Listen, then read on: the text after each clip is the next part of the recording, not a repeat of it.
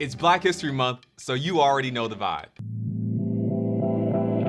Well, if you can't tell, I am excited that it's Black History Month. That time of year set aside to celebrate the obfuscated, overlooked, and often underappreciated history of Black people in America. We as Black people celebrate amongst ourselves. We celebrate with our allies. We celebrate with the willing members of the entire diaspora. Everyone is invited to this celebration. I personally celebrate Black History Month like it's my birthday. Not because I am somehow unaware of my age any other day of the year, but because it is a tradition to give extra special attention to your age at a certain time. Likewise, I am aware of Black history every other month in the year. But you better believe that I am going all out in the month of February precisely because we as Black people fought for, decided that we wanted to set February aside. The birth month of Abraham Lincoln and Frederick Douglass. We decided that February merited extra special attention, so we are celebrating in February. There are, of course, those who join the white supremacist and perhaps more specifically the anti-Black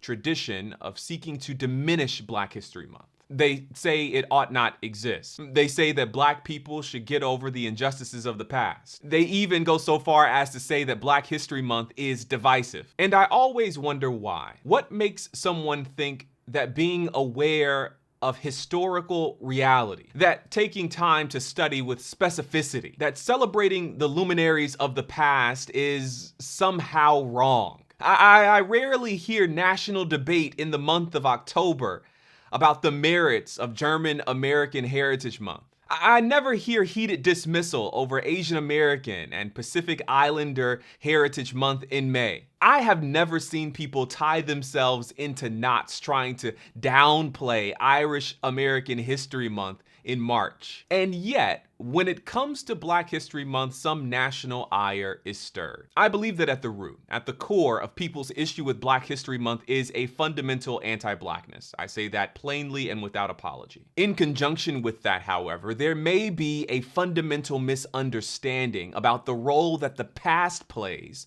in helping us to understand the present and in aiding us as we build a better future. You see, whether we like it or not, the present and the future are and always will be informed by the past. God understands this principle keenly. You see, when he was inspiring a consortium of Bible writers in the Old Testament times, God made sure that an entire 2 volumes, 2 books in the Bible are named Chronicles, where significant portions of those volumes are just genealogies, just like random family history in the most important book ever written. Most people don't even read Chronicles. People can barely make it through all the begats, and yet it's still in there. In fact, when Jesus comes on the scene in Matthew chapter 1, this tradition is revived. We are introduced to Jesus with the names of his ancestors. And I believe that the Bible writers were making it abundantly clear that you can't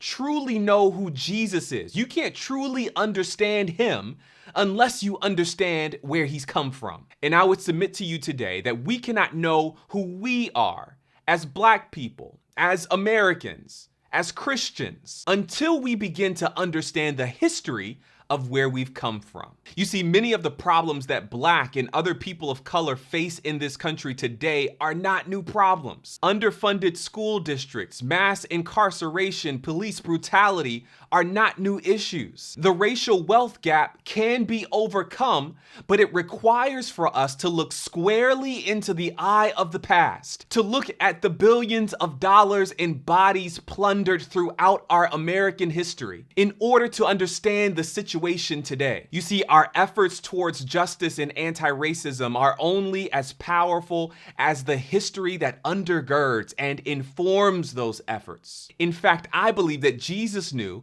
that he could not properly address the problems of his time without understanding the history that informed those problems. In other words, Jesus knew his history. If you take a closer look at the genealogy of Jesus, you will find that it is full of triumph and tragedy, not unlike Black history. Matthew chapter 1 starts the genealogy of Jesus with Abraham. Jesus must have known the story of his ancestor Abraham.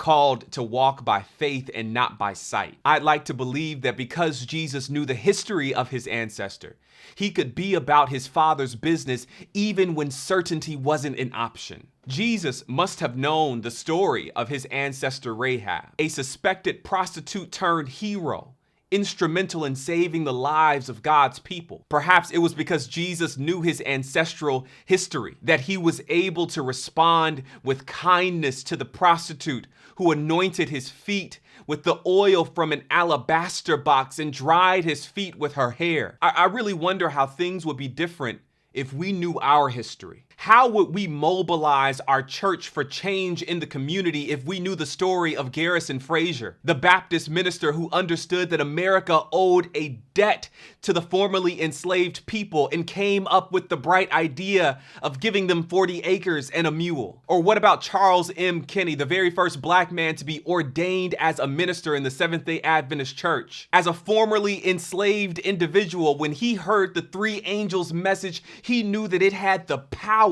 inherent in it to break the chains of racial prejudice. So he preached that message with everything he had. What if we knew the stories of Hiram Revels, C.T. Vivian, Mahalia Jackson, and so many other black heroes who mobilized their church to make a difference in this world? How would we behave differently if we knew that history? How boldly would we pursue our purpose if we knew the story of Madam C.J. Walker, Ida B. Wells, Shirley Chisholm, Rebecca Cole, Charlotte E. Ray, Irene Kirkcaldy? How would we address the forces of racism today if we were to read the words of James Baldwin, W.E.B. Du Bois, Audre Lorde, Kimberly Crenshaw, Derek Bell? Here's the truth. It's simple.